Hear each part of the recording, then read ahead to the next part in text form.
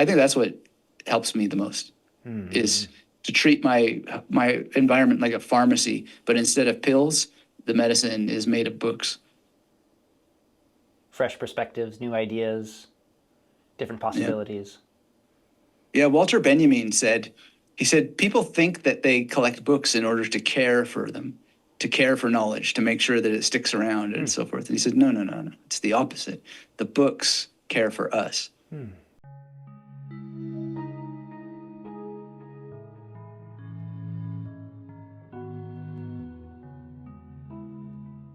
Welcome, friends. Thank you for joining me. Today I'm interviewing and would love to introduce you to Dr. Anthony Metivier, a true Renaissance man, perhaps best known for his work as a masterful mental mentor, making the magnetic memory method. But he's also a married man. He is a mantra meditator, martial artist, musician, music maven, memoirist.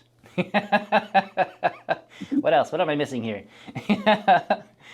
And well, I mean, it'll come up, I'm sure, whatever it is. I always appreciate talking with people who have such a wide variety of interests, and like you've said in your wonderful book, The Victorious Mind, links down below, you talk about how you tend to go all in when you're learning something, and that creates a kind of mind that I really appreciate, because the depth of something shows in somebody's character and the way they understand something and how it changes them, their willingness to be changed, to not hold on to ideas.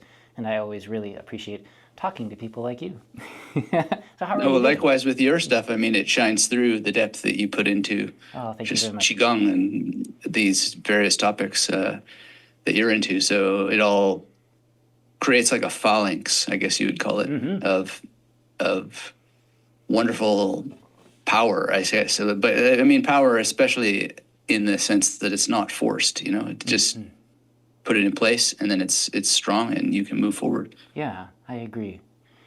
And so maybe if I may pepper you with questions, I know that the people who tend to watch my channel and my friends and students, I'm constantly sharing your advice with them, as though it's my own.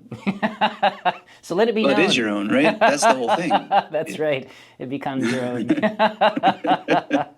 That's the point of doing what I do. I appreciate that. Yeah. Is making, it's not anybody's, right? Like this is an ancient tradition, and it is alive because people take it up and then they spread it, and that's a very, very good and important thing to do. I agree. Yeah, and there is this delicate balance with the various practices that we explore. And if you don't mind, before I start going into it, do you mind describing some of the more ancient practices that you like to delve into? In memory or just in general? In general, you're somebody who digs deep, yeah. Well, I think it is all memory. I mean, I don't know a single practice that isn't memory at its core. So if it's doing a martial art or Qigong or Tai Chi, whatever it is, right? Philosophy, all of these things are arts of memory. And what they ultimately do is they teach you what memory is. So they're reflective, or they're self-referential in many ways. So in terms of the ancient practice that I do, I mean, it would be, I guess, and this is a nuance for a Sanskritist to really lay out, but I think the ultimate practice I do in terms of mindfulness is Atma Vikarya. But that means, some people call it self-inquiry, but I think it more closely translates as self-remembering. That's right. And in this case, self is not me necessarily. It's the structures that create this idea of an individual relative to the masses. So you have this jiva as this individual self, right? As opposed to the Atman or whatever, like this larger consciousness. And I think this is really, really important when we talk about memory, Because part of what memory techniques are doing are showing to us how that we have been programmed since birth to deal with symbols and codes. And we can then, almost like Neo in the Matrix, stop the bullets from flying because we see the code that underlies everything. Yeah.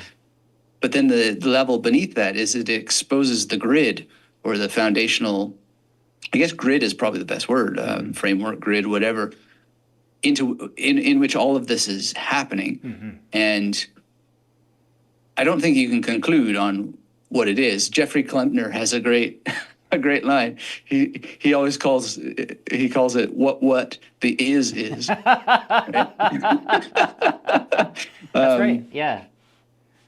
And that's what that is what I think all practices ultimately sort of boil down to at its foundation. So if you're doing music, okay, yes, there are certainly some people, I guess, at least in our perception, that are doing it at a very shallow, facile level.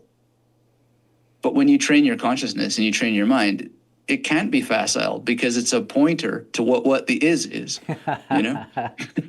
That's right. So yeah. I think that's really the only practice I do. It just has many forms. 10,000 forms, perhaps. I love that.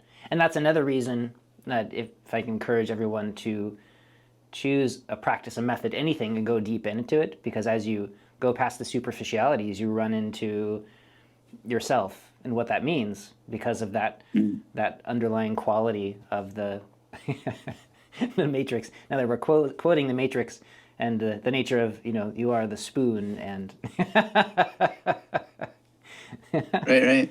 Well, I think the Matrix is such an interesting thing because a lot of people don't really think about it the way I think about it, which I have to add some more nuance on the follow-up to the Victorious Mind. And it's a very difficult thing to parse out, but I don't think Neo is the one. I think Agent Smith is the one. Right. And the reason why I think that is because Neo never really quite gets it, I don't think. He's constantly still, I am me versus you and us versus them kind of stuff. But Agent Smith, when he first gets captures Morpheus, he says to Morpheus, it's the smell. And the problem is that he's the one guy who realizes that he is built out of the prison. Yeah. He's not different than the prison. Yeah. And as soon as in the sequels, like a lot of people say, oh, the sequels suck or whatever, but actually, no, I don't think so. I mean, maybe they don't fully play, and I would say there's a kind of extension that they go into that can drag, but nonetheless, when Agent Smith gets into Bane, the first thing that he realizes is he is still made of the prison that he's trapped in. But Neo never gets it because at the end of the whole thing, he's back on this bench inside of a matrix-like place, and there's a rainbow, which is what? It's a reference to God flooded the world, and then he had to use a pretty simplistic memory technique to remind himself to not flood the world again, which he clearly, that memory technique doesn't work. So if you're using memory techniques, rainbows are just, they're not quite the magnetic memory method. But anyways, that's part of what it is, right? This grid or whatever is realizing that you are made out of the thing that you're so unhappy with. So what can we do to neutralize any kind of separation? Yeah. Because if you're not separate from it, how could you have a judgment of it? That's how right. could you struggle against label it? Yeah. I'll be me. So I said earlier, you have these shields, the phalanx, and they're strong, but they also the part that I didn't mention there is that those shields can be just picked up and reassembled. So they're flexible. And they can bend, maybe not bend in the Bruce Lee sense of like grass, but they can at least, tip back and so forth while maintaining their rigidity. But the point of the phalanx is not just that it creates this very strong wall, but it's reassemblable all different places. And the more that you're not in your head, or the the less that you are convinced of your symbolization and your labeling of everything, the more flexible you are to just rearrange all the labels, and you don't even particularly feel separate from them in the first place. That's right. And this quality of dissolving the idea of the phalanx and the line of shields. I'm not sure if people recognize the Roman the idea that we're defending ourselves against a world that is attacking our sense of self, our ideas of what we need, what we want, who we are, and recognizing that line, that demarcation of separation between us and whatever enemy we're defending against is also by itself unreal. And so we can do what we need to do in order to survive and to stay alive and to thrive, to eat well, to move well, to stay out of the sun. But that quality of always reinforcing that illusionary sense of self, and instead to realize that you are the space that you're in. You are the matrix. Takes so much pressure off. Yeah, and plus it makes it possible to realize that all the words that are coming out of our mouths are just completely insufficient to the cause. That's right, yeah. Like, it's not going to be, or it's very unlikely that it will be possible to actually get at the core of what we're trying to say. Yet at the same time, the saying of it is the core. Yeah, like, yeah.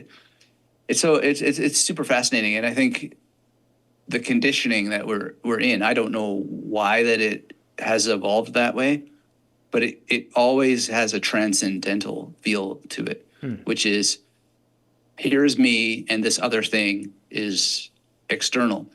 And it typically is an image of it being transcendent. So, oh, that guy is more rich. Yeah. Transcendent. Yeah. Oh, that organization is more powerful. Transcendent. Oh, I'm just a little human. God is creator of everything, right? That's always transcendence. But the alternative to it, which is strangely hidden, but very much, I think, not so hidden, but very, very not coming out as much as it possibly could, because it's in so many texts, the Lao Tzu and all that sort of stuff. But the language keeps it dualistic, right? Because that's kind of just how language operates. Yeah. But what I'm trying to get at is the alternative to transcendence is immanence. And immanence is completely non-dual. There's no separation between anything, because whatever what is seems to be producing itself out of itself. Yeah. So what is it that is being produced by reality?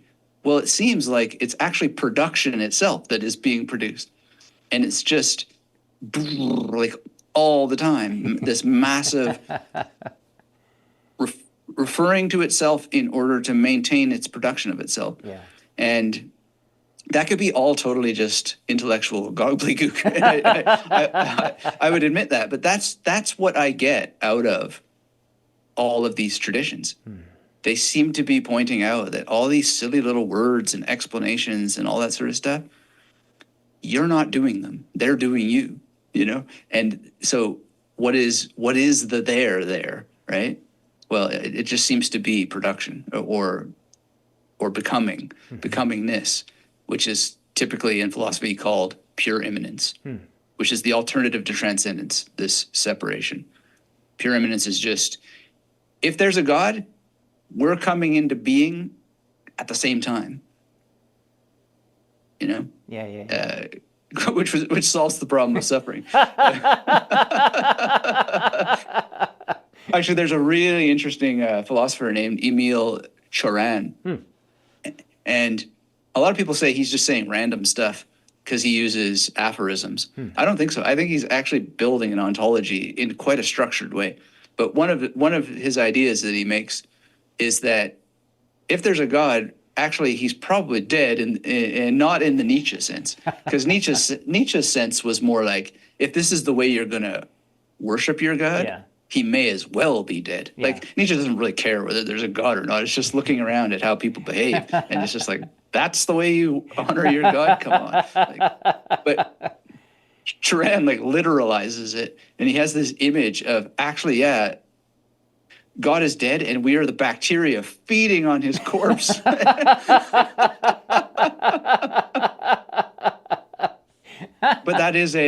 that's an imminent image, right? Because then even if God is dead, whatever's happening, whatever's feeding us, we are coterminous with it. Yeah.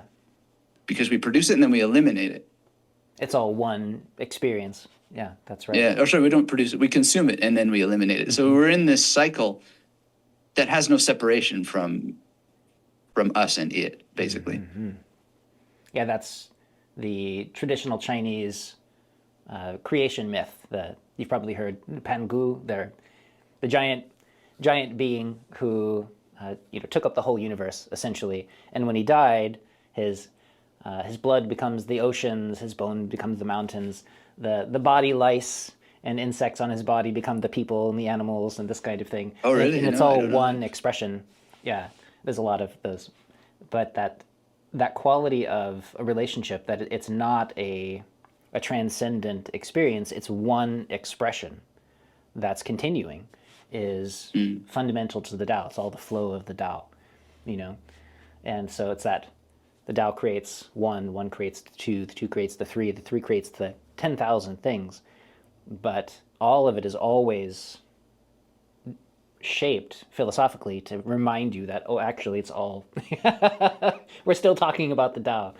We can talk about the 10,000 things, my teacup, but it's all still whole, and even that is too much. Right. I've been reading Chuang-Tzu lately. Yeah. And I mean, the gist that I get is that he's just hammering on Confucius and Confucian labeling, because ritual, sure, fine, but that is now placing something on pure becoming, and it's just going to be suffering as a result, as opposed to So yeah, I mean, I could read it both ways, because I think Confucius has lots of cool sort of ideas and the delight in learning and memory and all that sort of stuff, and really just whatever position in life you have, as long as you're following a ritual, this is gonna help you. It's like a guide to procedural memory in some sense, having a ritual. The rules will set you free. Yes, and I think that one of the problems that we have is we are trained in a kind of classical logic, but we don't get training in non-classical logic, and there are many non-classical logics, and one in particular is called, I pronounce it my own special way, but some people pronounce it dialechism, but I pronounce it dialechism because it just gets the aletheia from the ancient Greek sound really in there, because that's what it is anyway. No matter how you pronounce it, di is two, and aletheia is truth, and truth is actually quite nuanced in the Greek meaning, because it kind of means unhiding. So it's not like anything that's true, is somehow needs to be revealed, right? It's not just like immediately true. Like there's this sort of process of unhiding whatever it is. So dialetheia is two things being true, or dialetheism is two things being true without contradiction. So I really want coffee right now, but I also don't want coffee right now, and there's no contradiction. I'm in Australia right now, but there is no such thing as Australia. Those things are completely both true, but they don't contradict each other. And there's a lot of these things. And so that's why you can delight in Confucius and Chuang-Tzu at the same time without contradiction, because they're both completely correct. Yeah, that's one of the things I appreciate about a lot of these, the classical studies I've been doing with my instructor, and breaking apart the traditional Chinese and trying to wrap my head around the meaning, what it meant at the time versus what it means, according to my dictionary, and so much of the the Confucian idea, for instance, in comparison to Lao Tzu, the Tao Te Ching, and the general advice that you can get from the Tao Te Ching is often it's for the people, it's for the ruling class, or it's general advice that includes a lot of these dialectism, this the quality of the seeming paradoxical statements, but the meaning is clear if you're not trying to hold on to it too tight. Whereas Confucius' teachings were often really specific. They were for that person. And so you'll read one paragraph of advice from Confucius to one person, and then it'll turn around and give completely opposite advice to somebody else. And you kind of hold it and you're like, but he was talking to specific people. And there's a kind of wisdom, like in my clinic, someone comes in and I'll give advice to somebody, but that would actually be harmful to the next person that came in. Right. But there's still some greatness in holding like the freedom of Zhuangzi and just his willingness to just say whatever he wants and to make a joke out of life. And then the abstract Lao Tzu quality of saying something that makes no sense conceptually. And then here's Confucius over here being like, okay, I'd like you to do this, turn around 3 times, and then chop your food into 5 pieces. Make sure you sing the song this way, not this way, because this is gauche. It makes me think of the development of Tantra, now that you put it that way. And this is just a theory that I came across about Tantra, which is, I'm meaning specifically like the use of mental images to reflect on triangles and chakra, but whatever, these kinds of things. Because I was reading that actually this just developed because not because it's like some universal truth or whatever, but because there's just some people whose minds are too damn busy. So it turns out that if you give them some shapes to focus on, that's a path. That may be totally tedious to a different person and not as good as Vipassana or whatever. So the personalization bit is, I think, way bigger than we admit for or allow for. Right. Well, if everything that we're doing is, there's a reason for using a word. Like you said, the words never mean what we're trying to get at. They're just sort of vague pointers, and they're never right. And especially when we're talking about the absolute, we're trying to cut up the infinite, and we're like, whoa, here's my piece. And this one's wrong. And that quality of being willing to recognize that the advice that we're giving is particular, and the language we're trying to use to communicate is particular. And so depending on who watches this, they'll be hearing completely different things from us, whether it's super offensive because you're saying God is dead, or somebody else who's a Nietzsche lover who, because Nietzsche is so often misunderstood, goes, that's not what he meant. And so the layers of... Well, Nietzsche would be the first person to say that if you think there is a guy named Nietzsche, you haven't understood the first word that Yeah, I'm shocked at how little I understood by reading about Nietzsche before picking up... I still don't read the German yet, but I'll work on it. But that quality of willingness to look directly at his work and see, oh, he actually meant something very different than the people who read his work. They took it for this. And now the extractions for this, person writing their thesis over here is completely different because it's 3 steps removed from the original. And I feel like there's something about giving people the medicine that is useful for them. As an instructor, I guess my question for you is, living in a Taoist temple, for instance, you'll get people who come to the main hall to pray to gods. They pray to spirit beings. They see them, they feel them, they think about them, they light incense, and that's what they do. They burn paper money for their ancestors, who they experience in their daily lives. And my own personal experience of Taoism is completely separate from that. None of that rings true for me. I'm open to whatever experience anybody wants to give me, but so far, it's just the stillness that's there.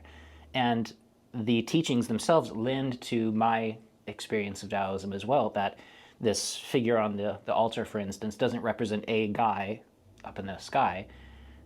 hurling a thunderbolt or something like that, but rather an aspect of our nature that we can understand, to resonate with, to come to find as part of our own beingness, slowly moving us back toward wholeness. As you said, every practice does that. But that wouldn't work for some of the people that come in that are constantly seeing ghosts, and what they really want is just someone to give them a talisman that says this.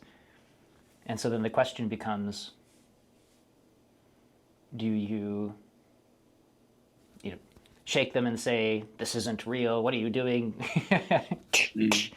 Or go sit over there until you release the illusions? Or do you give them a mantra speaking to this God who will protect them because it actually works for them?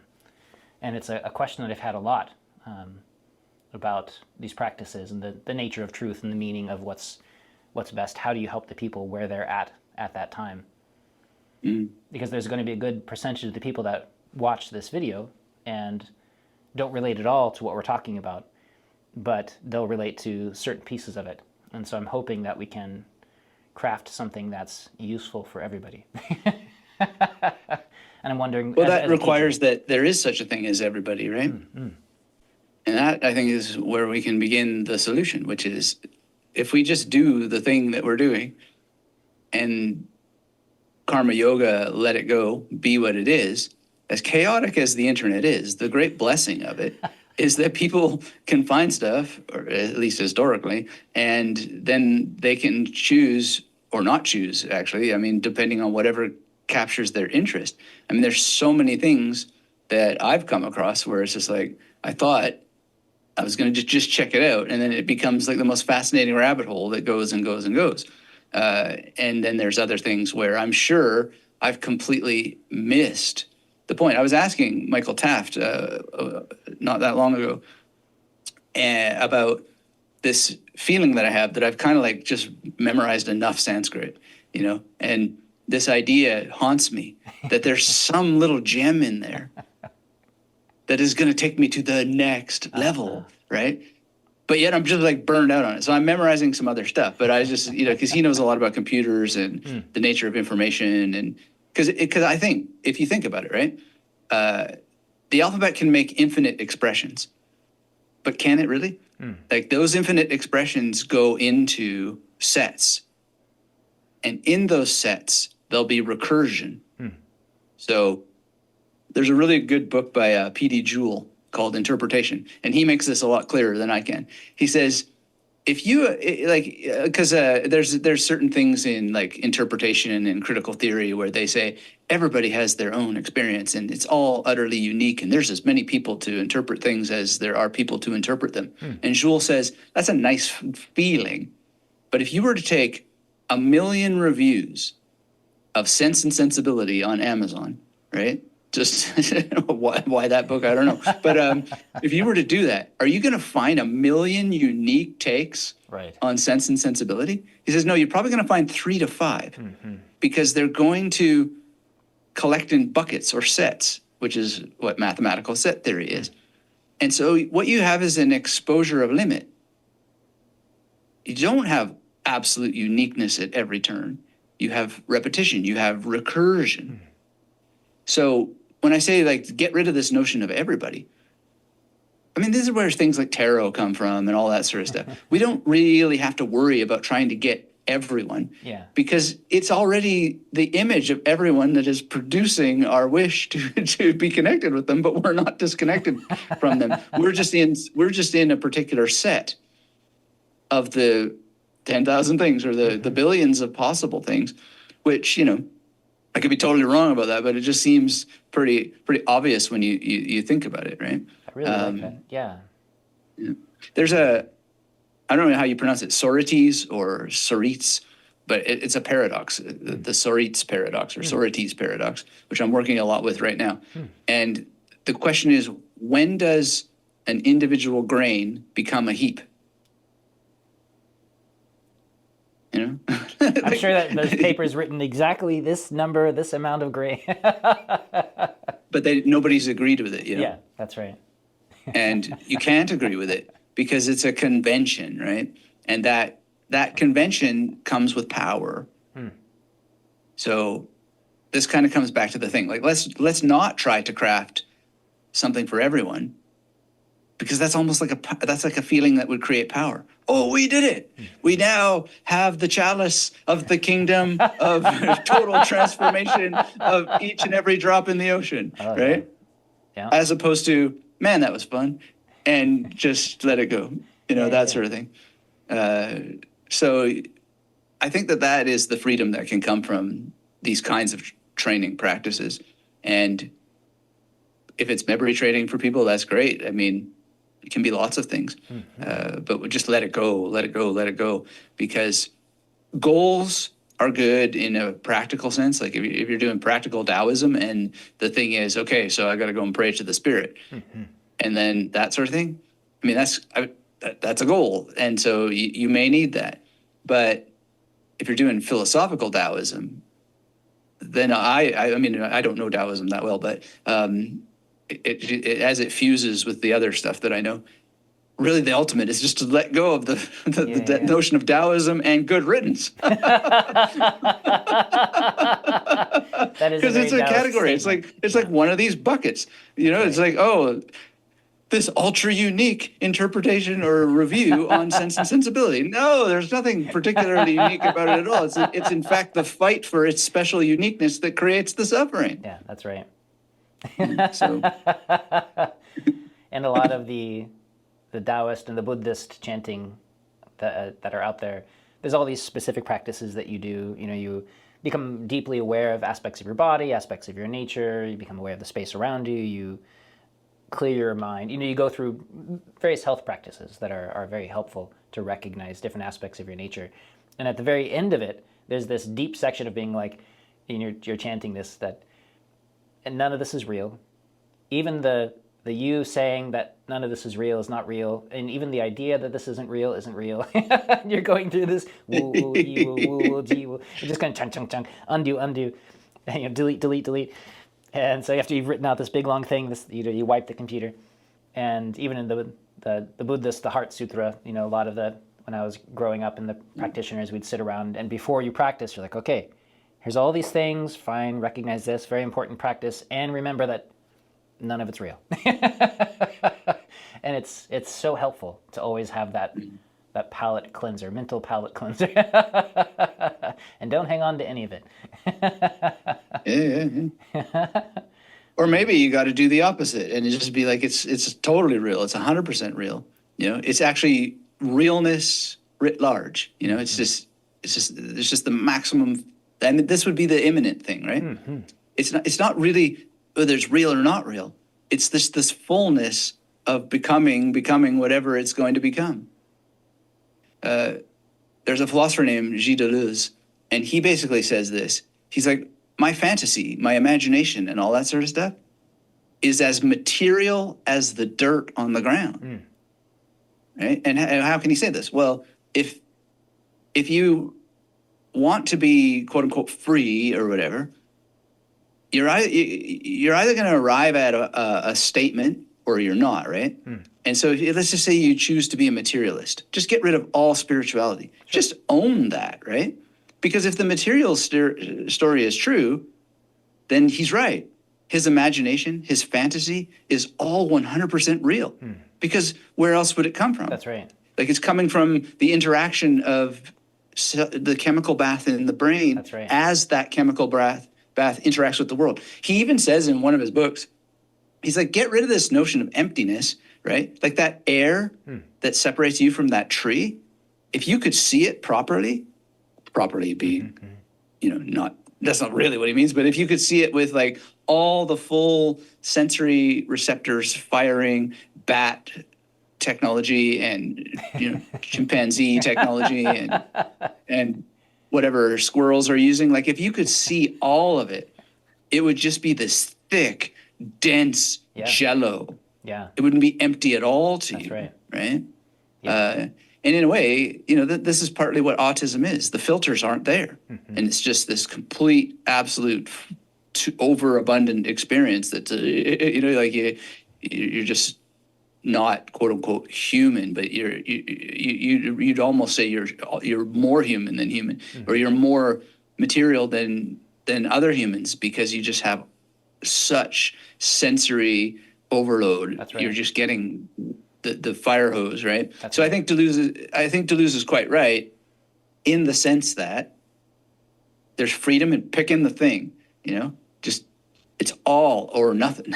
And when you take that all, because if you're just going to say then, well, it's all spirit, okay, fine. And, I think we could poke endless holes in that because then you have to account for the problem of suffering. But if you just go, it's all material, everything, including my wish to do X is all material.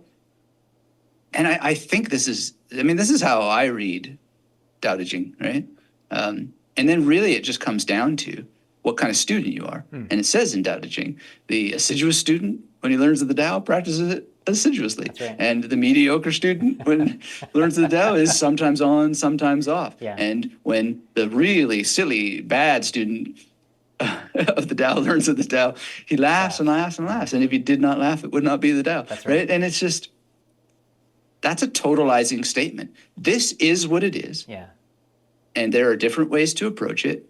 And we need it all, obviously. Or it's not that we need it all. It's not that it's necessary. That's just the way that it is. And if there weren't people who dismissed it, it couldn't be what it is, because then it would be something else. So it doesn't have to be a material spiritual division. It's just are we going to deal with this the way that it quote unquote is, which admits all of the possible things that we know it isn't, as opposed to the alternative, which is, well, I can't prove all this stuff, but I still believe it anyway, right? So. Yeah. Oh man, that's the current mantra. I have no reason to believe this, but I want to believe it anyway. Okay. Yeah, that is just the way that it is. And some people don't use their blinker when they drive. Yeah. But how we deal with that, I think, at least for me, is just to let it go. Because if I make goals about teaching people so successfully and all that sort of stuff, it just creates pain. Mm-hmm. But if I just let it go and just be the production of production itself, which seems to be what's going on, then it's just all fine and everything's taken care of. Yeah. And not in a woo-woo way. It just is. Mm-hmm. Teachers tend to be taken care of. Why? Well, because if they're teaching anything of value, the people can't stop themselves, because they can't stop themselves from supporting it, and I can't stop myself from supporting teachers, because evolution clearly requires us to protect ourselves and protect things that help us protect ourselves. So, yeah, I think that the hardest thing to accept and to learn and embrace is that there's no mystery. Like, it's all just pretty clear how everything works. But then you have arrogance, right? And then it's like, oh damn, that was such an arrogant thing to say. So you're not going to escape suffering no matter what.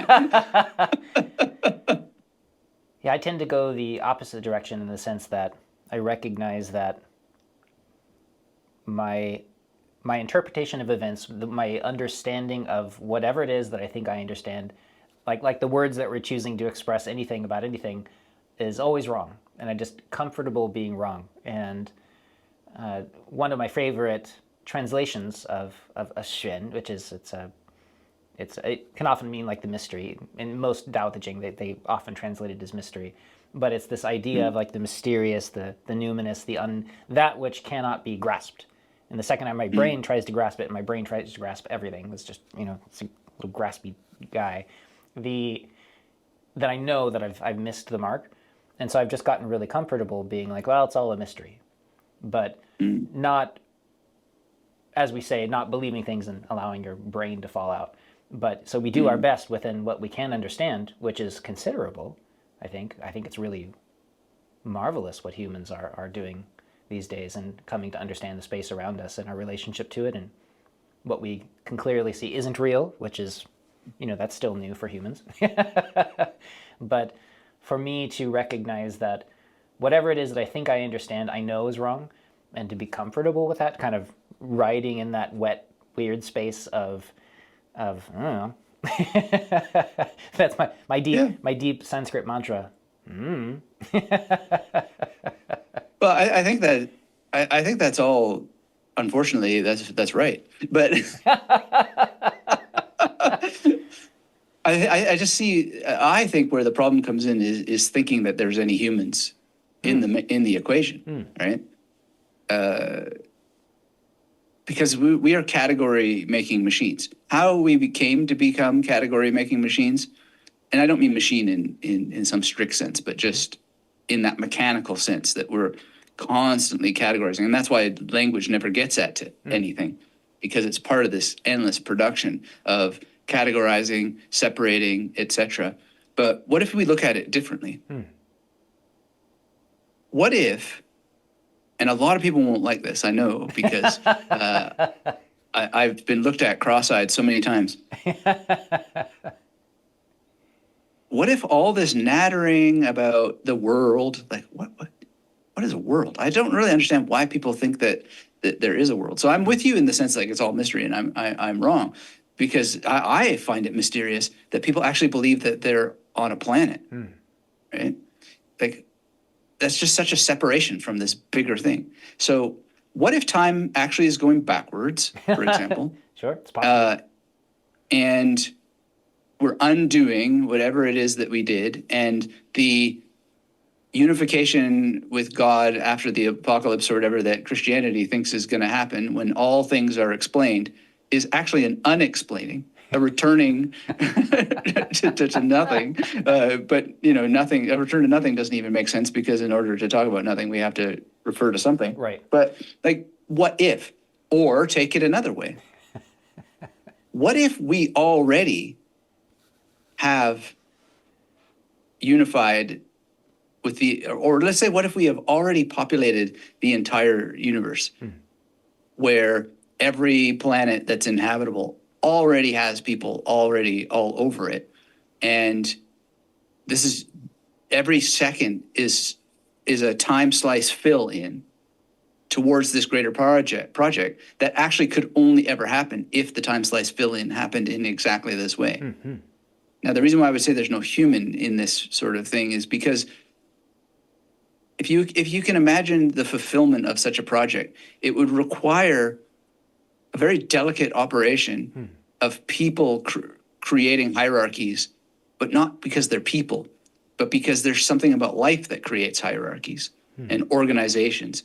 So in ants, you have helper ants. Helper ants have the function of just helping. They don't even reproduce. They're not there to make more ants. They're there to help the ones that do make more ants, right? And they will literally create bridges where they're biting into each other's bodies so that other ants can walk over them, right?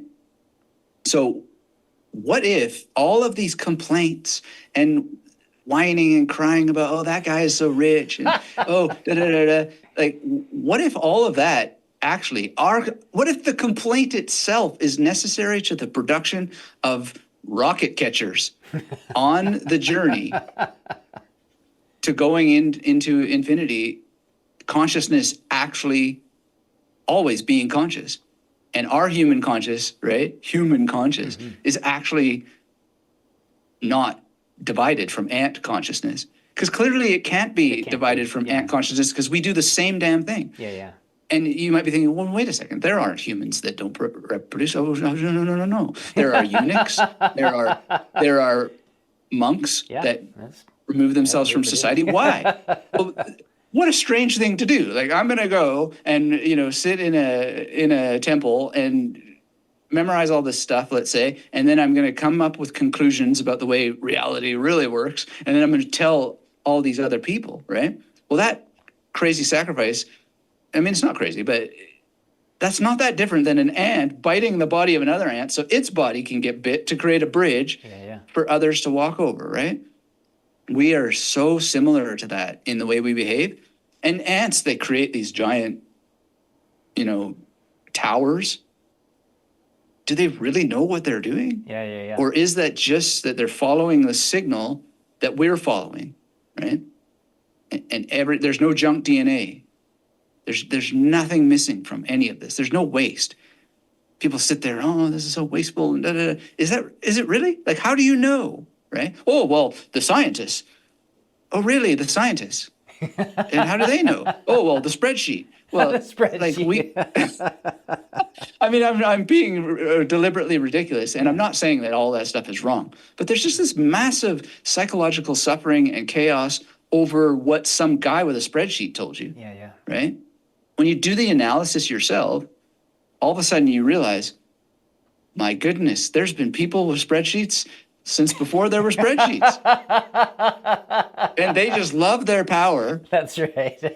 And they're not even thinking for a second at all to come up with a wrong thought. Yeah. Because everything I'm saying is almost certainly wrong. It can't be that simple, right? But it's a missing equation. Yeah. And I just look at people thinking that there's a guy in the world named Elon Musk, right? And it's like, are you kidding me? It's a hierarchy. And in that hierarchy, there's investors who are pushing a particular thing, and there just happens to be a queen ant, right? That just is the way that it is. And all of this adoration goes to the queen ant, and there's some other ant tribe that, or other species, that is just going to take it over if they can get it. Yeah. And one of their weapons is criticism, right? but what we never ask is the question, to what extent is that criticism needed in order to drive that hierarchy to be as sufficient and as successful as it can be? So in other words, when you sit around hating your enemy, you might actually be helping them. And you probably are. Because it's all part of the bridge. Yeah. Although now So anyway, I find the idea of humans existing at all very problematic. It's such a complicated system within system within system, and even the word system is too much, right? But we can't have a conversation without. Yeah, we have to break it into words without these labels. But there are theories in physics that everything is full and complete already, and it's just a matter of which way times arrow is moving, essentially. And Kurt Gödel was, one of these people with his incompleteness theorem, and maybe I misinterpret these things in my own way, but I don't think there is a me to interpret it in my own way, because every time that I think that I've had this like wild conclusion, when I go back and look at the books, it's like, oh, no, that is what they seem to be saying. So it's not just me. And how could it be? Because the alphabet was injected into my head from That's right. from others. That's right. Yeah. So yeah, and the freedom to choose, of course, is always the freedom to choose between these sets of ideas, and later on your thoughts will be different, and it's not like you chose to change your perspective about those thoughts along the way, and you're just you're the ant with the clipboard. I wish there was free will, but I mean, it's a field, and we select from the field. It's not even a choice. It's a compulsion to select. That's right. Yeah. Because if I could choose, I would be like Agent Smith, and I would just say, be done with the Matrix. Yeah. And good riddance. Yeah. Right? That's right. Because this is not a choice. This is being thrust into, and this is the Bhagavad Gita, right? So Arjuna is in the battle. He doesn't want to be there. All that sort of stuff. And what is he taught? Kshetra, Kshetrajnayo, right? It's like the field in the field of fields, right? You're thrown into this, man. Yeah. And so the only answer is to fight the battle. Yeah, to do your very best. Be yourself. Yeah, even if Or just, all you are is a bridge. Just let go of the idea of the best, and that's the karma yoga part. Right. Yeah. So in the sense of the exploration of mental health and people who are listening to us scratching their head and wondering,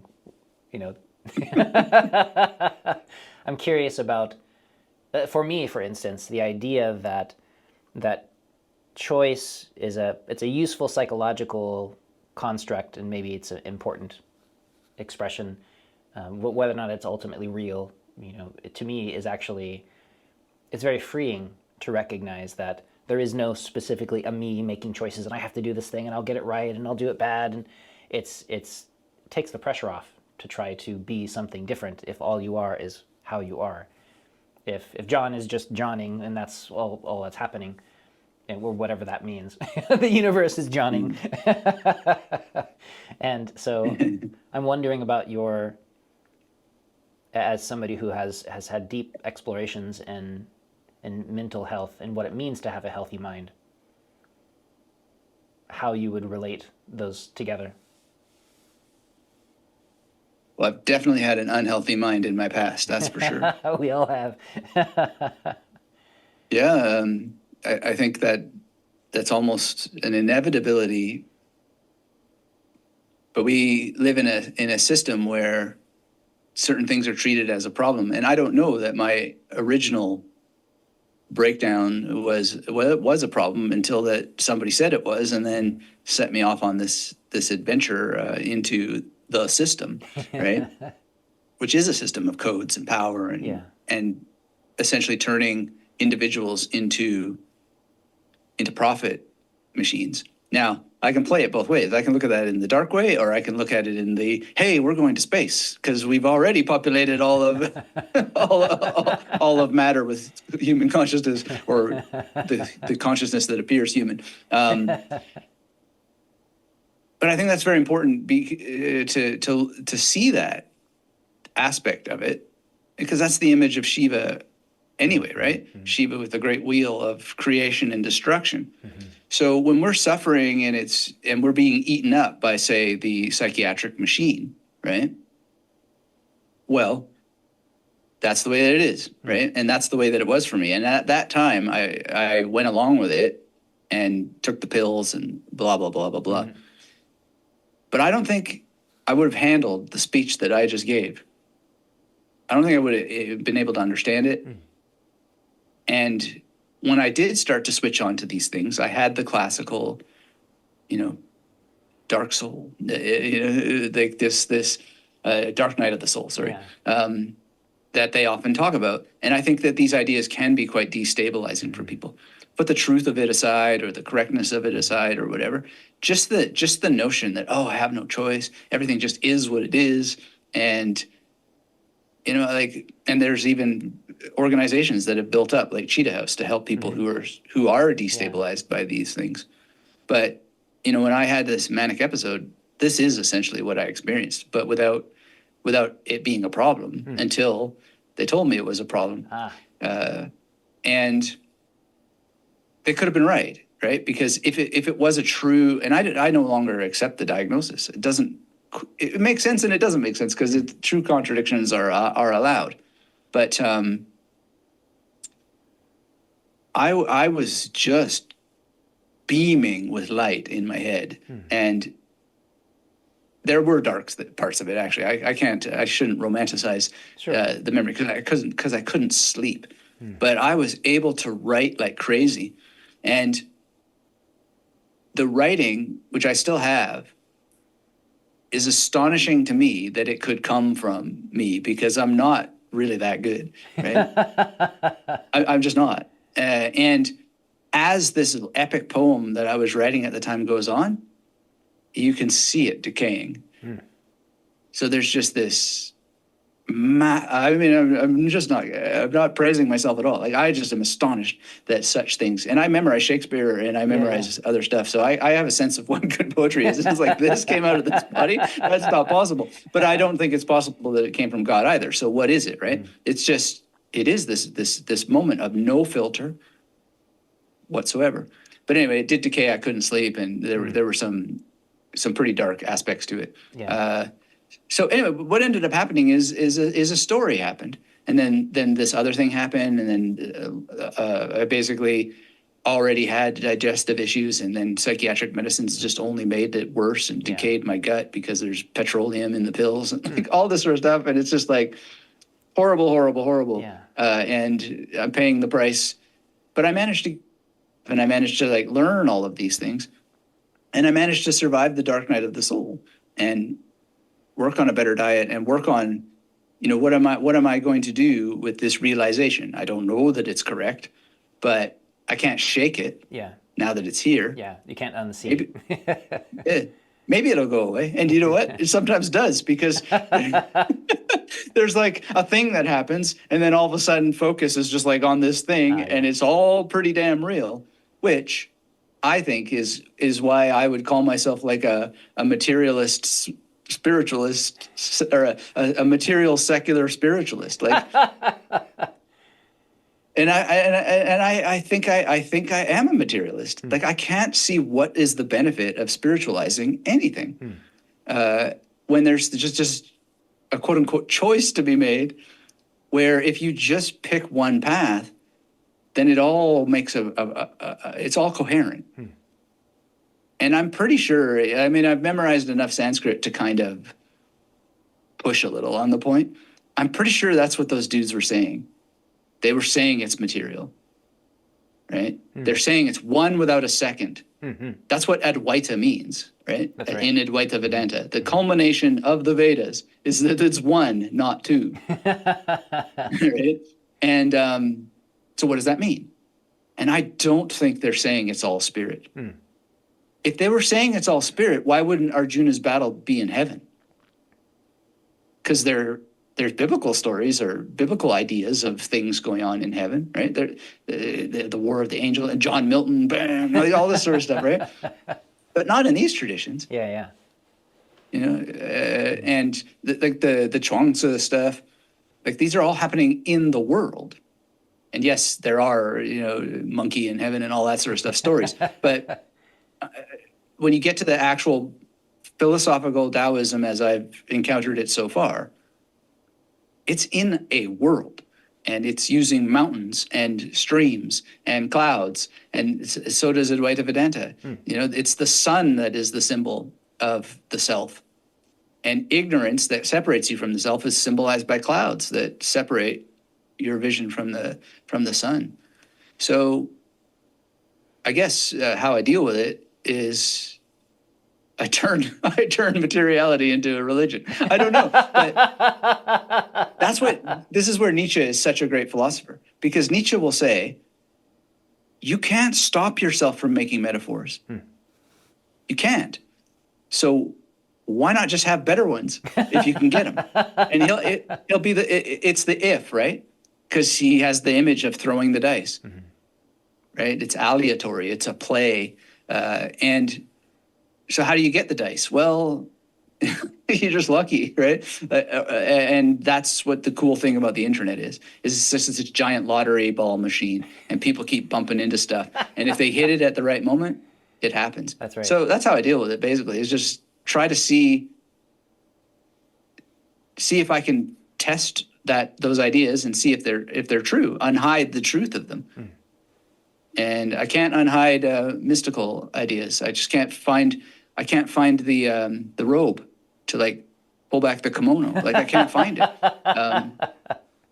But I can find all kinds of other stuff, and there's an abundance of it. So that's where my mental health comes from. I play where I can actually play, and it's game theory. You play the games that you happily repeat. And I'm not speaking out of nothing. I do experiments. I did a big experiment with, like, wealth mantras, which is literally praying to gods, and it created so much suffering. Like, it really isn't worth it, right? And I could get into all that. The I Ching is fascinating and so forth. I think the I Ching is probably, or the Joyi, I guess, whichever. I think I'm doing more like a classical Joyi conception as far as what I'm reading. But in any case, that's a little bit better because it's more material focused. Yeah. Like, you're literally playing with flipping coins or Yarrow sticks or or whatever you're doing. And then those symbols are symbols that are derived from an actual physical thing. But even that is a bit problematic because it's still projecting a second. It's transcendent in so many ways. So what I find is better for myself, that if we're just dealing with how I deal with all this stuff, is just to be quite orthodox. There's no one to pray to. There's nothing. There's no help coming, except for the help that I'm lucky enough to have an idea to ask for. And so how do I do that? And I think we know how to do that. I mean, you just add more elements. So little rules. You see a book, you get it. You just don't think about it too much, right? That's how the Because collection formed behind you. that's how the library forms. But because speed of implementation leads to more lottery balls and more things that can rub up against each other or bound into each other to create more possibilities and so forth. And every hour that goes by that you don't take action on a thing, the likelihood of ever taking action on it goes down and down and down and down. But Umberto Eco said, but people ask him, like, did you read every book in your library? And he's just like, I don't think you're even ready to understand the concept of the library, because it's not about reading all the stuff. It's about actually enabling yourself to bounce into possibility. And we are restricting this with our tiny little screens. And we're in a particular zone, but I think we're bouncing out of it also at the same time. But that all assumes that there's a goal, as opposed to just pure becoming. It's just becoming what it will become. That's right. Or maybe it already is what it is, and it's just proceeding slice by slice towards that thing. Does it really matter? I mean, I don't know. It's just fun to play. But you get to play with those ideas when you continually feed yourself with ideas. Yeah. So I think that's what helps me the most, is to treat my environment like a pharmacy, but instead of pills, the medicine is made of books. Fresh perspectives, new ideas, different possibilities. Yeah, Walter Benjamin said, people think that they collect books in order to care for them, to care for knowledge, to make sure that it sticks around and so forth. And he said, no. It's the opposite. The books care for us, right? It's the books that preserve us. I think that's quite an interesting conception. I love that idea that the books themselves are the medicine. There's this concept. I don't know if you've probably seen, like in Tao Te Ching, the Jing character. It's a reference to like the idea of the warp and the weft, the warp and the woof of weaving. That the main strings that are there first that create the shape around which you move. That's the Jing. And so the literature, these classic scriptures that deserve that name, are the things around which the culture builds, the shape of the people move. And these are the ideas that become foundational to every thought and every idea that goes before it. And so choosing your Jing is really important because it shapes your mind, it shapes your life and your personhood. And how do you feel about certain classical pillars like that, certain things that arrange your ideas in your head, because they're just arrangements. It's just feng shui in your brain. Right. Yeah. Do you have any specific texts that you would recommend that would help to shape or reshape or to break down someone's conceptualization, someone's psychosclerosis? Well, one of the first things is if people are into the Tao or Tao Te Ching, just memorize a bit of it in its original language. So Dao Ke Dao, Fei Chong Dao, Ming Ke Ming, Fei Chong Ming. That in itself will do so much to your brain. It'll rearrange things. Partly because what you'll do is, at least if you use memory techniques, is you'll think of locations that you probably haven't thought of before, or you've never thought of them in that way before, which is going to start to shift things around. And then you're going to use associations, and you're going to combine them with the place and the sound and the meaning of these words. And that's just going to cause your brain to be like those lottery balls are going to just automatically start to move around. So which text, I mean, I'm partial and biased to the ones that helped me the most, but I'm not sure that really matters as much as I would like it to matter. But that said, what made a lot of sense to me, and it only made sense to me after I memorized it, like I really thought of it from within memory, because at first I was like, because I've known about duality and non-duality for years, and I somehow got a Ph.D. where I still didn't understand quite a lot of these philosophical ideas. But anyway, that means you're doing it right. You misunderstood all of this. Here's your degree. But in a book called Evolving Beyond Thought, Gary Weber takes an extract from another book called Ribhu Gita. And I've read the whole Ribhu Gita, but I memorized just the extract that he arranged. And I think it's very clever. I mean, talking about Bhagavad Gita, there's an extract from Bhagavad Gita called Song Celestial. And one of the reasons why people do this is because, yes, you could memorize the entirety of the Bhagavad Gita. But remember back to P.D. Jewell and interpretation and, a million reviews of Sense and Sensibility collecting into buckets. You could memorize the entirety of a text, or you could just memorize like one little bucket of all the stuff that actually is in all the other buckets, just in different form, right? More or less. Yes, there's some variation or whatever. So anyway, the Ribhu Gita is especially, I think, profound because it's like orthodox non-duality. And it's based around the idea that all of your thoughts are not necessarily illusions. They're fallacious, they're folly, but their realness is, the realness of the thought is called into question. So one of the shlokas is that a real thought is as rare as a rabbit with horns. Which is really hilarious when you think about it, right? Yeah, that's wonderful. Because, there is a realness to the thought of a rabbit with horns.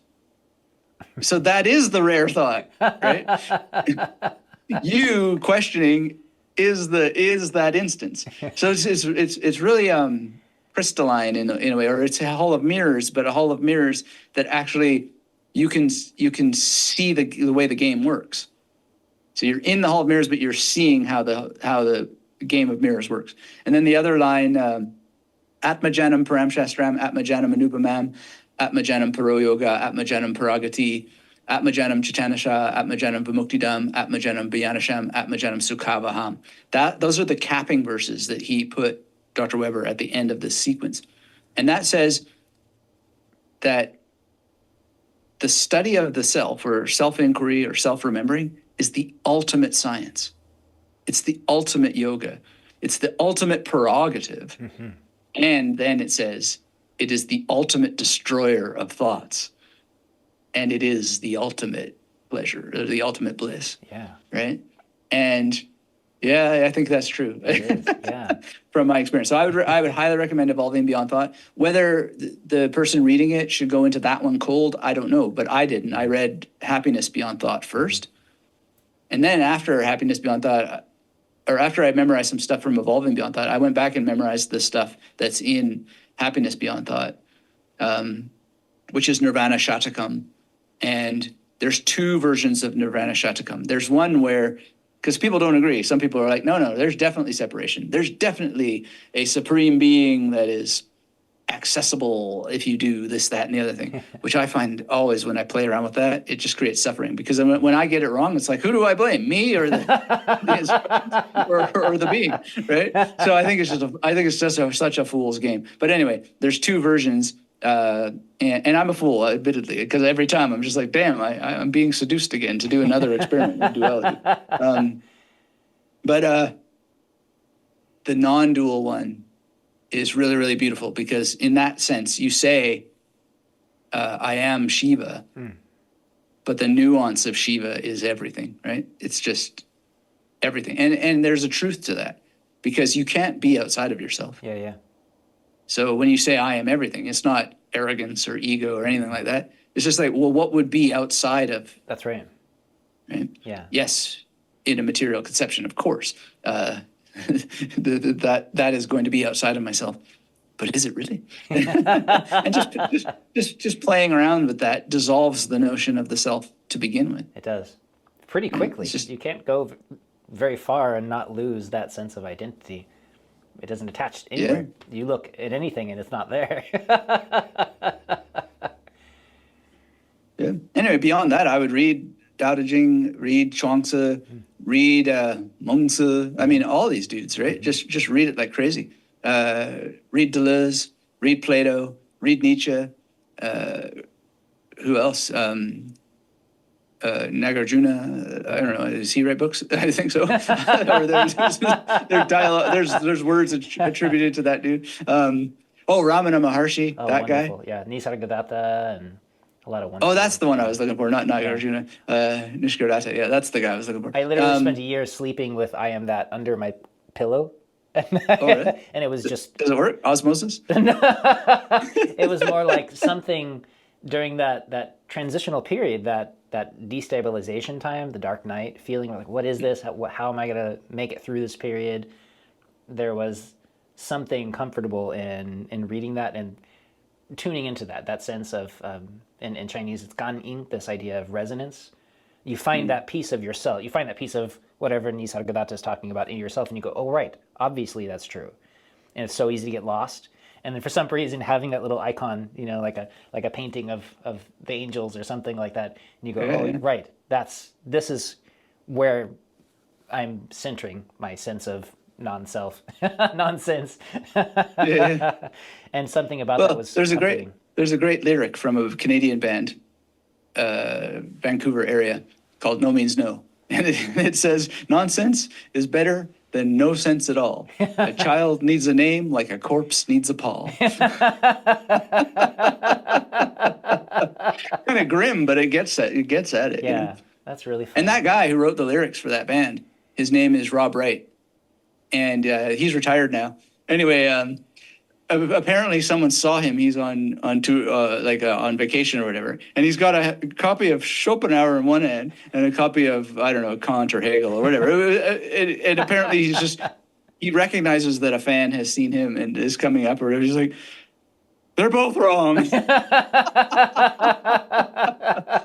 But that band, their lyrics are so influenced by these kinds of ideas from philosophy, and it's just an amazing experience to not only hear their crazy math-influenced punk rock, but math-influenced punk rock. But the lyrics, yeah, it's like math rock.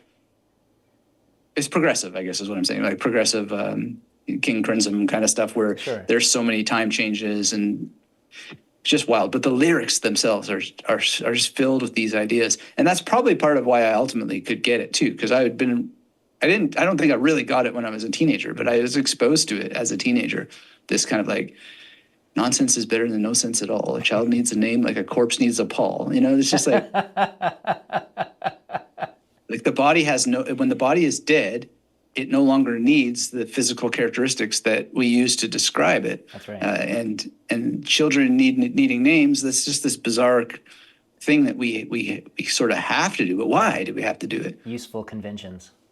Yeah, and last names have a history too. I don't know the history of first names, but I know the history of last names, which comes from war, because they were conscripting all these people and they're trying to organize who the people are. And so they'd be like, oh, you're the son of the baker. Okay, so you're Baker's son, right? Right. So now it's that's right. It's power, organizing so that we can get to space eventually. That's it all. Even across, we're across the planet from each other at the moment, and through the technology, we're linking hands and forming that bridge to the future that you're talking about. And well, this is it, right? Like consciousness over here is talking to consciousness over there, and really the mystery I think that remains is there really a grand project behind all of this? Do we really have a goal, or are we like ants and it's just survival? Yeah. But what distinguishes us from ants is that we have the word survival. And with the word survival comes along all kinds of pictures. And so what would those pictures be? Are they going to be pictures of burrowing into the center of the earth? Well, some of that happens. But there's a limited set of possible things that our knowledge of survival drives us to do. Mm-hmm. And one of the obvious ones is space, right? It's Mars. So, well, Mars is only just a stepping stone towards the next and the next and the next. But I think that's a very, very important thing, whether it works or not, is that the illusion that we have a goal, the illusion that survival is actually going to be worth having, like all that sort of stuff. Okay, so let me take it to a different angle or a different way. There's this wonderful thing called pataphysics. So you have like ontology, and you have metaphysics, and then you have physics. But there's a missing thing, and pataphysics is imaginary solutions to imaginary problems. Right? So we imagine that survival is worth having. And it really is an imaginary problem because there's no reason to believe that humans need to exist in order for reality to keep ticking, right? Like it's not a necessary thing to have. Mm-hmm. But we imagine that it is, right? Because we're alive or whatever. But anyway, so we come up with all these imaginary solutions to the imaginary problem of human survival because human itself is an imagined thing, right? Yeah. Right? By imagined, that doesn't mean it's not real, because if the material world exists, then it's in brain chemistry, and then it's literally imprinted physically in books and all that sort of stuff. But anyway, pataphysics is just a wonderful way. I won't get too deep into it, but for people who are interested, you just gotta, it'll just blow your mind how much energy has gone into imaginary solutions to imaginary problems and little ways to create what is called anticipatory plagiarism. Anticipatory plagiarism. Oh there's a group called ULAPO, which is like Oeuvre de Littérature potentielle. Yeah, that's what it is. Oeuvre de Littérature potentielle, which means the work or the beginning, the work or the group or the collective, oeuvre, like the opening, I guess, in a sense too, the opening group work of the potential literature. So, if you can imagine, what would to be or not to be like in every other possible version of itself? So, there would be like one where you add a letter to bed or not to bed. But then there could be the one where you take away a letter, right? So whatever letter you would take away would change the thing. You could have only the sensory version. I feel the ground beneath my feet, but do I? Yeah. All this sort of stuff. And so Oulipo has an imaginary solution to the imaginary problem of like, how would you fill in every possible thing? Well, you would do research into how that you would do that. And could be all kinds of particular ways. So back to what humans are doing. Like when we are so worried about our survival and all that sort of stuff, it's not you as an individual. It's the individual jiva participating with the larger Atman, the larger self, the larger human community, and you're not able to not respond to it because you're part of it. But you can resolve a lot of your suffering by just thinking, man, that's funny what we're up to. It is funny, yeah. It's like, why? Kant said something interesting. He wrote this in an essay where he was dealing with his depression. He said, why is it that we have to imagine an end? And if we must imagine an end, why must it always be a bad end? So that's pataphysics right there. That's a pataphysics question. I love these concepts. And I love that each one of them dissolves the idea that it's coming from. Actually, the dissolve thing is interesting. In the Sanskrit, there's a word, katakarena. I don't have the full pronunciation proper. Katakarenaka va. Anyway, what it is it's a particular like substance, and they use it as a way of quote unquote dissolving ignorance, but really what they mean is to neutralize it. So the idea there, and it's a really good one,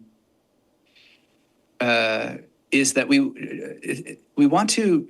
Okay, so let me just say the line. This is the 5th verse of the Atmabodha. Constant practice neutralizes ignorance like a base neutralizes an acid. That's a modern translation. But really in the Sanskrit, what it's saying is that constant practice neutralizes ignorance, like this strange substance, katakarika, which is like a chalky thing. When you put it in water, it neutralizes it, but it doesn't dissolve it because it just kind of like its parts flow to the bottom. So you're neutralizing whatever power it had or whatever. And I think that's a really important distinction, because it's constant practice of knowledge, right? So it's not just knowing the knowledge, but it's actually practicing it that makes for the neutralization. So we can use the word dissolve, but I think there's some nuance and maybe some pleasure to be had from neutralizing it instead. And I talked about that in my TEDx talk, because like, if physics is true, energy is only changing form and so forth. So it's not like anything's ever going away. Right. So you might as well remove the venom. And we know that if you can remove venom or reduce it, then actually it can be a medicine. So, yeah. That's right. That idea of dissolving and changing, there's that, I don't have the Latin, but the traditional alchemical idea, solveat coagula, that idea that first you dissolve something and then it reshapes into something else, like the caterpillar in the chrysalis, turns to goo and then reshapes into something else. That process, that it's not really separate, it's not really different. It's another aspect of the same thing, and that coming through, that if the thing that has been a poison in your life can be used appropriately, reshaped, then it becomes a medicine. Whether it's suffering in the world, that poison itself becomes something that wakes you up, because you're only ever suffering because of whatever it is that you're hanging on to, the ideas that you think that you are, or that you want something, and that pain itself is enough to shake you out of your trance into believing whatever it is that you're believing, and wakes you up, hopefully, so that the poison itself becomes part of the medicine, and you get to reshape into, I guess, what you've always been. Well, that's right, yeah. Or it's wrong. I don't know. Or it's wrong. Exactly. I think that that's where the mystery is not mysterious to me, although it is mysterious. I did a thing one time through Meetup, when Meetup was quite popular, and one guy showed up, and it was just to talk about, like online business or whatever. And so we talked about online business for a while, and then somehow it came into this topic of how I memorized all this Sanskrit. And then we got into the spiritual kind of stuff, or at least my strange materialist conception of it all. And I said this kind of thing. It's like, yeah, I'm probably wrong about all this stuff. I don't know at the end of the day. And he said, no, you actually do know. And he said it in this way that was truly the most mystical thing I think I've ever experienced, except for like non-dual experiences of persistent, non-symbolic, non-thought. But the certainty and the way he looked in his eyes, I thought he was exactly right. That is the most amazing and unsettling thing, is that we actually do know. We know it all. We know everything. Because what else would there be? Right now, you and I are talking, and there is no, as far as we know, there is nothing else, right? And we do know this. This is epistemology guaranteed. If there's one thing we know, it's this, right? And this is kind of what some of the Renaissance memory masters were on about.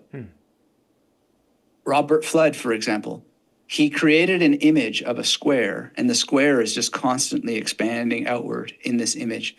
And they had this thing, like, we'll know it all, we'll memorize everything. Yes, we can memorize everything. But what they really meant is they're only focused on the becoming, the pure becoming, ad infinitum. Et sic ad infinitum is what he puts on both sides of this square. And it's the most amazing image, right?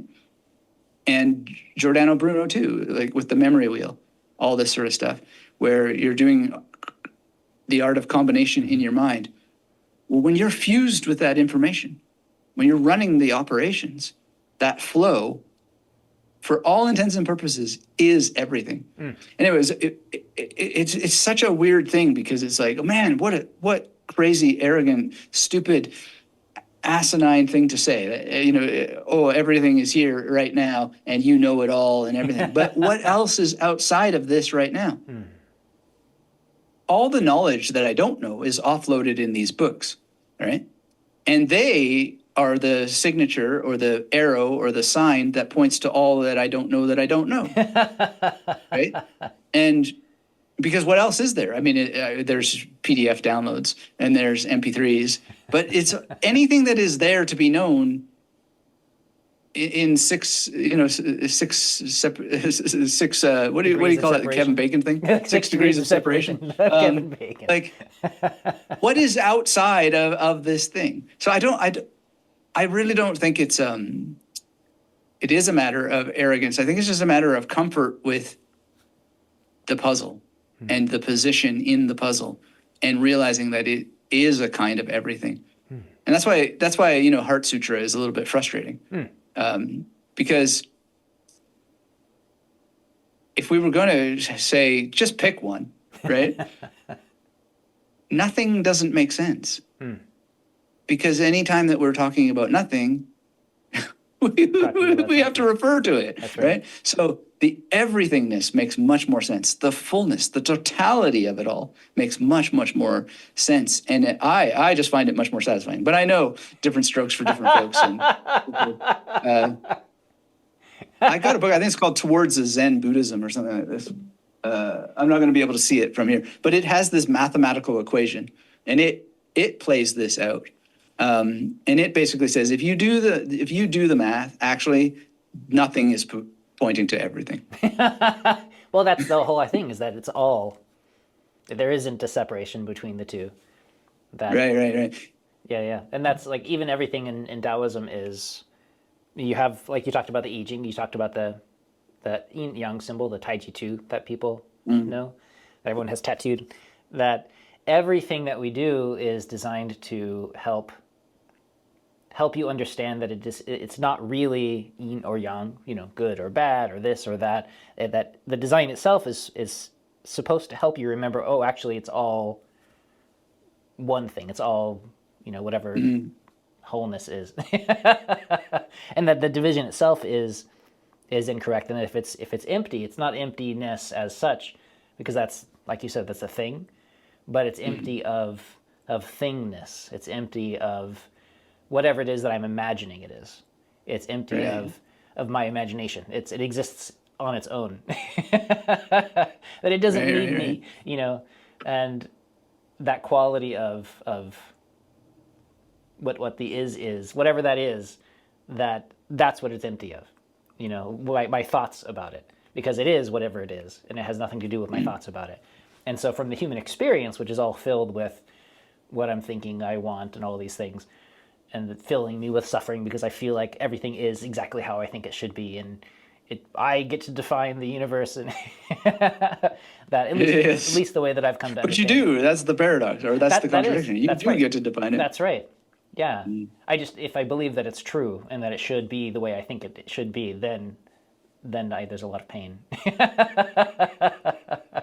And that's what. Forgive me if I've missed this, but what did the turtle and the snake symbolize? Oh, those guys. Yeah.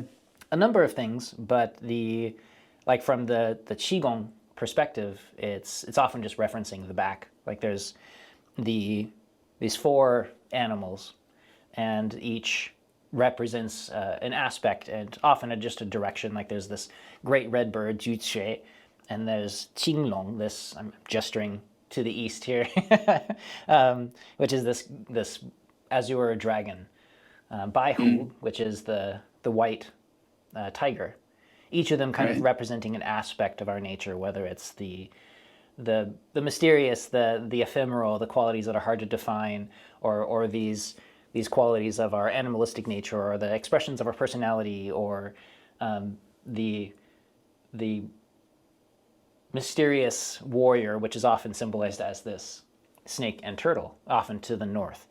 And so sometimes it just represents directions, sometimes because it represents, because the emperor is always facing south, So the north is behind me.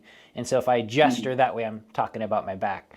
And so the snake and the turtle can reference like the suppleness and litheness of the snake, or the solidity and protective strength of the turtle shell, both of which your back needs at the same time. There's also references to alchemical qualities, water and fire, and what we do with our awareness and our intent, and this movement of chi through our body, movement of breath, and these other subtle qualities.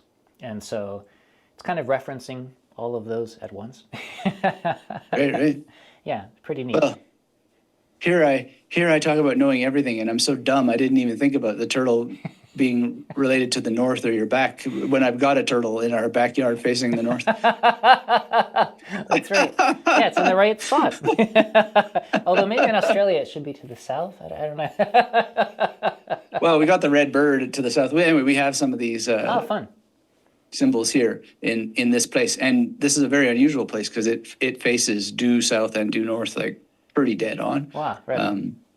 But yeah, one of my experiments was some flying star feng shui. So we set up these things, but so many weird things went wrong, and I just don't have anybody to blame. So I have to go back to total non-duality, because totally. is it the ninth star or that I blame, or is it me Right. that I blame? What do I blame? Yeah, so much of that stuff, like feng shui, as it's things that we already well understand. Like if you, in some studies, I used to be a personal trainer, and in a gym, like if I went to an LA Fitness in the States here, and there's pastel colors, and then I go to a Bali Total Fitness, where I taught Taiji for years, there's like chrome and black and bright red and these things, and it's shown that you can lift more weight in one than the other. Your blood pressure goes up more in one than the other. Same thing that if I was to paint like diagonal candy stripes on the walls or something like that, it would really impact my concentration and probably my blood pressure. And so like all of those factors are all concepts in feng shui, as well as anything else. And so I feel like a lot of the set rules that we have, they're just, they're for people that need rules, but often the lesson behind it, I feel like, is still really deep and beautiful. I get that with things like Chinese astrology and things. I'm not a believer in astrology. I don't believe that the I Ching foretells the future. And yet I found so much value in understanding these patterns and the way that we can construct ideas and shapes of wisdom in the movements of the world, understanding the beginning and the ending of something and those kinds of concepts. To me, it's been really valuable, even if I don't buy into the folklore around it. Right. And so it's including like with the snake and the turtle and these things. And I feel like so much of the practice, so often there's metaphor and story shaped around it and these beautiful images, but then the images become the thing for the people, and which is the danger of the idea in the image, because then we miss out on what was the actual point. Like there's this conceptual clock that you can see, and that there's the Chinese 12-hour, 24-hour day. Oops. And there's like high noon, the sunrise and sunset, and they're always, on the same points on the clock. But sunrise and sunset happen when they happen. They're different everywhere you go in the world. Noon happens when like there's a moment when it's the most hot, the most yang, the sun is up, right? And in the midnight, there's this deep stillness point when it's in between, and there's this deep settling, and you can feel it. And so if you follow the clock, then you miss the actual times when those moments in the environment shift. It's like you can feel when the sun is just about to set and there's this kind of change in the atmosphere. You're outside meditating or something. And even with your eyes closed, you can feel like the dew point shift. Maybe the wind changes direction. There's a change in the movement of the yin and yang in the world around you.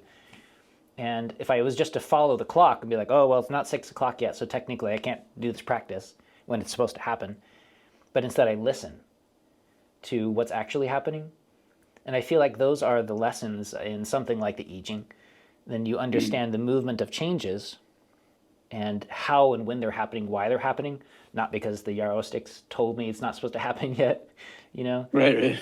or the feng shui, oh, I was supposed to put this mirror in this corner, but maybe the actual lesson was, well, what is it trying to help you understand about this shape and how humans interact with this dark spot or fear-inducing imagery or those kinds of things. So I feel like there's all this wisdom in there that it gets obscured and lost in the stories that it's told to help teach people, the mnemonics that are given to people to help them remember the sequence. But those were just supposed to be the first step. Then, what comes after that? And so much of this stuff, being willing to decide that you don't know so that you can make space for something new to come in, for learning to happen. Which is why, again, I appreciate so much everything that you talk about, these wild and wonderful woolly ideas and tossing them around, the nature of the universe and who knows and what's this, and they all seem to inherently shake loose whatever it is that we thought we knew, enough to make room for something better, or at least something next. There's emphasis on next, which will, in so many cases, resemble whatever came before. Yeah. But yet still be so different and the same. Just like people, we resemble what came before, but maybe a little bit like ourselves, and probably a lot like whatever your great-grandparents looked like and thought like, and but still somehow we push ourselves towards space. Yeah, well, I've heard that, and it's just a theory that is not testable, but I've heard that if dinosaurs had persisted and their brains had grown big enough, they almost certainly would have developed similar symbolic systems that we use. And then the spoken language would certainly be different due to the shape of mouths being different and so forth. But the idea that they wouldn't express things more symbolically is pretty unlikely. Yeah. And so then, if all that is true, then eventually they're going to have, a Freudian death anxiety, and then they're going to do everything that they can to limit and try to avoid death, etc. And then, so it basically T-Rex in space would be the. This is your next book. would be the same thing. It would be the same thing. Yeah. Because what else could it be, right? That's right.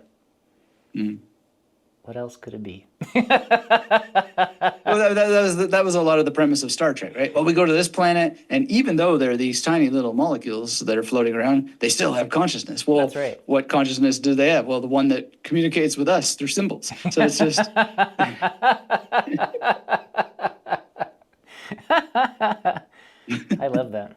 And that's why Nietzsche called it the eternal recurrence of the same. The eternal recurrence of the same. Yeah. It's just over and over and over. Yeah.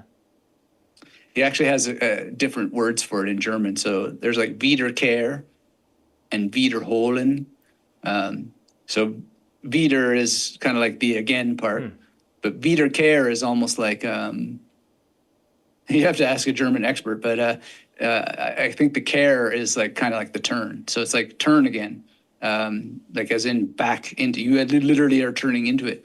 And Wiederholen, holen is like to hold, right? So you're holding it again. So it's not, nothing in Nietzsche is as simple as it seems in English translation.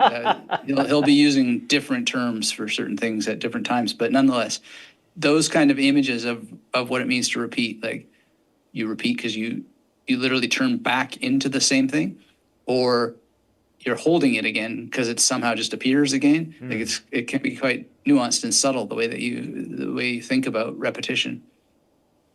Which, there's lots of books about repetition, but a good one is Difference and Repetition by Deleuze.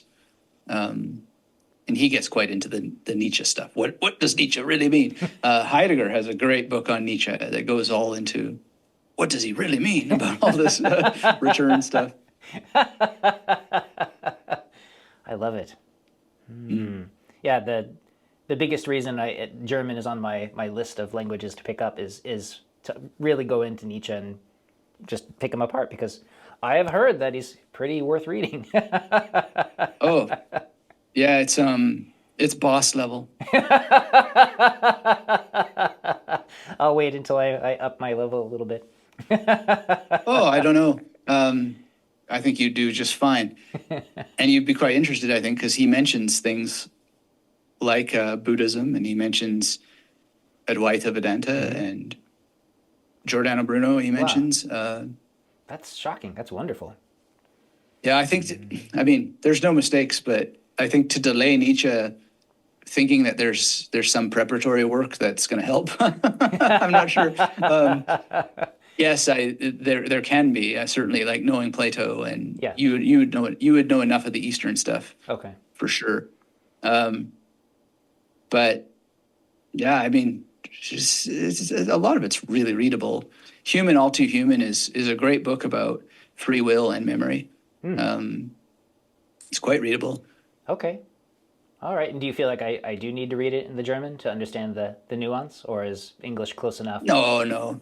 I mean, the nuance is when it's a technical term, and there's not that many technical terms. Just eternal recurrence is a fairly technical term. But he's the thing with Nietzsche that's hard, I think, is Stanley Milgram calls it disunified agency. So it's not apparent always when Nietzsche's doing this, but sometimes he just all of a sudden speaks in someone else's voice.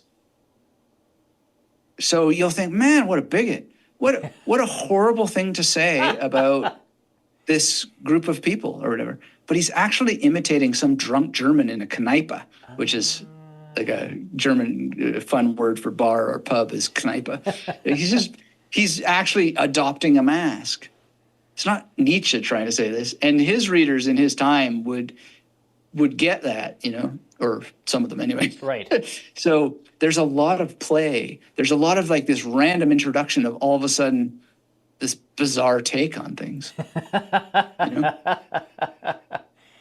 Well, and to have the and we do it in that. our time too, we'll just suddenly fall into an imitation, and you'll know that I'm making a joke. That's right. So I think that's the hardest part with Nietzsche is you don't quite know when he's doing it and when he isn't. And often his translators don't know either. Even if they're very good translators, they don't quite get it. Anyway, he is not trying to be one person. And that's why he has said in his writing, if you think that you know Nietzsche, you haven't understood the first thing that I said. There's no such thing, right?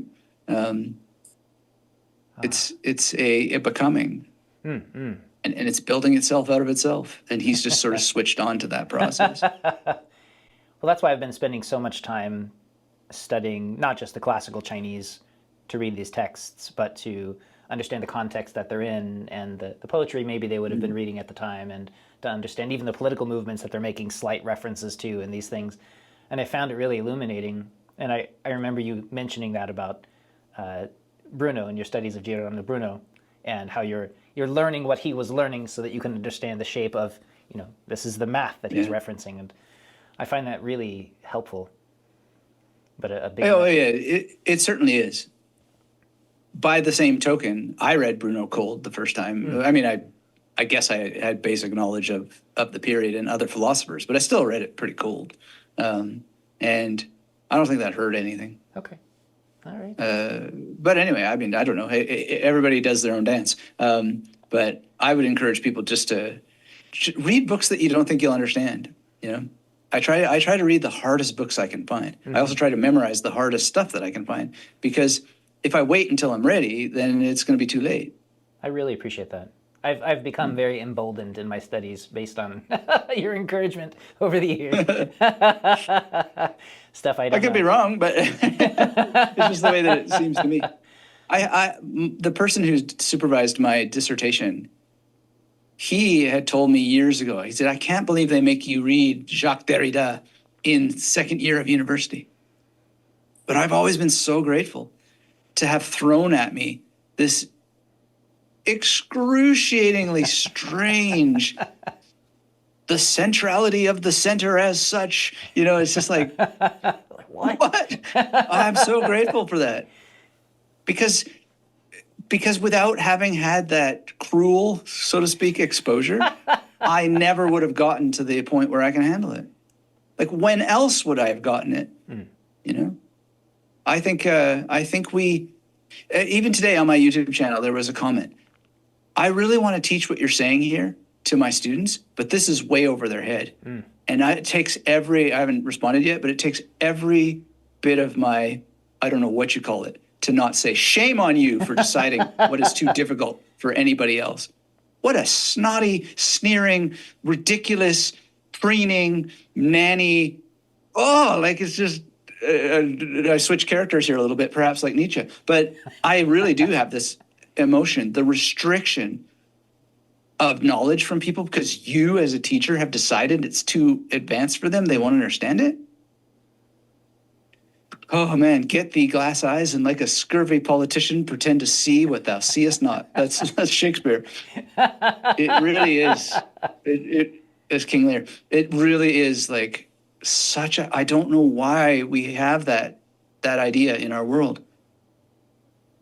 The gush is here. This is the miracle of the internet. You just turn that fire hose on and, let God sort it out. That's such good advice, though. Anyway, I'll probably have a much more polite response. It's too late. He's going to watch this now. good. Well, I don't know, but and I see my own folly in it because it's not like anything I say is going to change anything, right? So Kierkegaard, he says this quite differently, but he says something that's basically like this: do it this way, do it that way. Either way, you will regret it.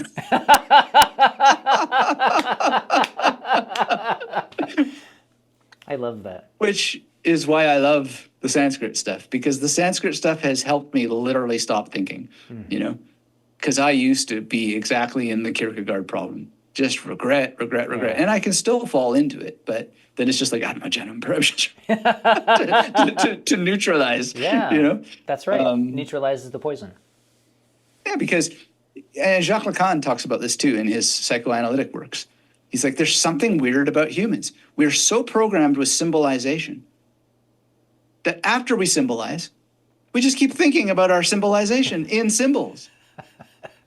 And we will go over all the various ways that I should have said it this way. I should have said it that way. Yeah. In a way, that's what that Oulipo is, right? It's like the oeuvre de littérature potentielle. It's like they're literally causing themselves to explore every other possible way that it could be done using various strategies. But we tend to do that anyway, and it's just a sickness because you've done it, And in Lacan, it works the other way too, because he'll say the fantasy is usually way better than the reality, right? And we will pre-fantasize so many things to the point that we actually rob the seduction of the real. We never actually get to experience the real because we're comparing it against the fantasies that we filled our minds with, as opposed to just going in cold. So all of that is to say, don't wait for Nietzsche. Don't wait for anything. It's just like speed of implementation. Bam. Let it rock your noodle. And then the other thing that I would suggest is when things get tough and you don't understand it, just keep reading. There's things that I understand. I've been reading Nietzsche for decades. There's things that I reread it and again, now I get it. I'm not sure that I really do. But there's a thing about reading is that people stop when they don't get it. Yeah. No. Just keep reading. Eventually, those lottery balls will collide, and then you'll just have this moment, and you'll just epiphany, and you'll just say, that must be what such and such meant back in the day. It's the most glorious feeling, but you don't get it if you don't feed, right? So find your inner zombie and just munch on everything.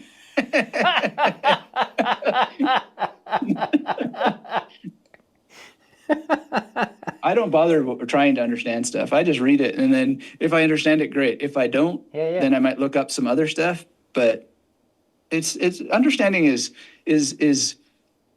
something that you can do by memorizing. That's how I came to at least come to some kind of understanding with Advaita Vedanta. Is I actually didn't get it, then I memorized it, and then through that deep inner percolation, I think you would maybe say similar with Qigong, right? Mm-hmm. If you sit there and try to make the perfect move, well, you're never going to get to the perfect move because you just got to start moving, and then the subtleties will teach it to you as you continue to do it. And as long as you keep doing it, but you create a circle, study and practice, not just, now I'm by myself at the beach, but you continue to read the next book and the next book and the next book as you continue to practice. The layers of subtlety will reveal themselves to you through the constant exposure. So it's the same with philosophy.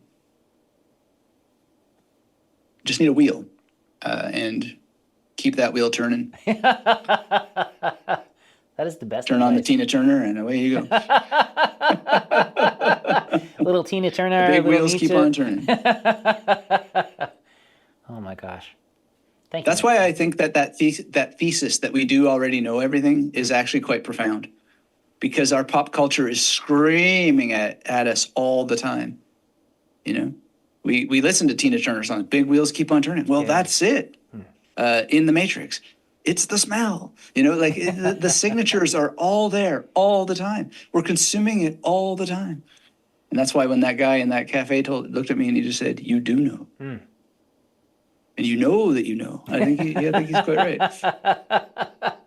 Because where else would the knowing be? That's right. That's true. So I love it. Thank you, my friend. good, we've solved everything. We've solved everything. literally the noun that speaks to all of it. Well, you offer such good advice and such like pure direction of encouragement for people looking into these things and would be scholars and won't be scholars and all of us. And I think it's wonderful. Well, that's why that line from the Tao Te Ching is so worth memorizing about the different kinds of students, the assiduous student versus the fickle student. That's right. But at the same time, I think one of the best things for me is to always remember the line from John Milton in The Devil's Advocate, where Al Pacino says, "Advice is the worst vice." So I try to keep everything basically pretty much to my story and very permissive, like, yeah, do it this way, do it that way, either way. Yeah. Don't regret it, that kind of thing, without trying to own the outcome. Because I think that line is very apt. Advice is the worst vice. That's perfect. So I appreciate I'm not trying to, I'm sorry, what a rude thing to do. Thanks for the compliment. It was a terrible compliment. No, but It was perfect. but I see it in your own teaching, you know, like you're laying it out there, giving it, showing the path, giving through the repetition, like a very extreme act of repetition and an admirable one, but letting the person find it with the instruction, but not in a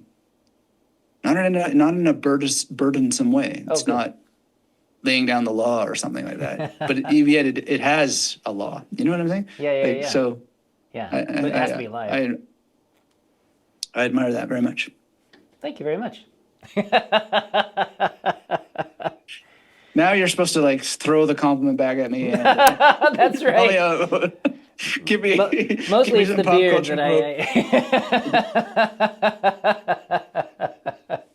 It's like potlatch. You know that that activity in some of the other cultures. Mm-mm. I saw it one time because I had a girlfriend who was a Shuswap person in Canada, which is one of the tribal nations. And basically, they try to outdo each other with gifts. And you could outdo each other also with like jokes about each other, etc. But the gift in the potlatch.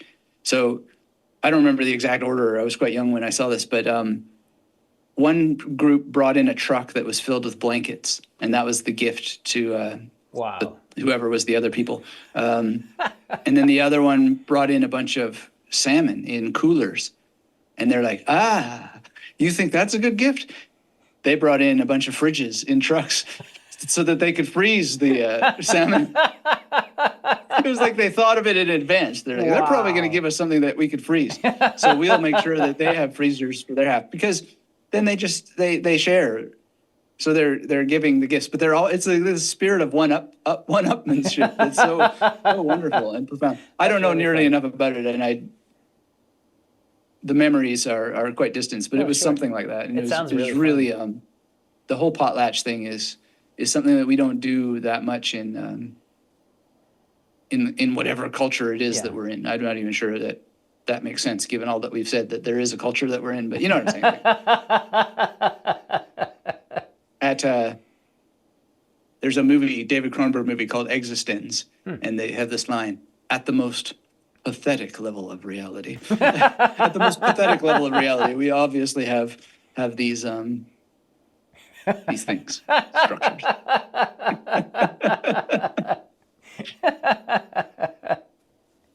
Sure, that's true at that level. Right. From the guy who's like, there are no levels. It's all just illusions. It's all just codes. Right. But that's why I ultimately kind of like Chuang-Tzu above all, because it's just the free flowing. This is what's happening. Oh, it's this way now, is it? Okay. Yeah, I really appreciate his lighthearted freedom, just to be himself and to just, he's not trying to change the universe, or he is changing the universe. Nietzsche has a great line. Nietzsche says it'd be easier to change the entire universe than to change one other person, one other aspect of one other person. So if you're going to try to change things, like, go for gold. Oh, man. Thank you, my friend. I'm going to go. Thank you. Make lunch really for great. Melanie. And look forward to doing it again sometime. That would be really nice.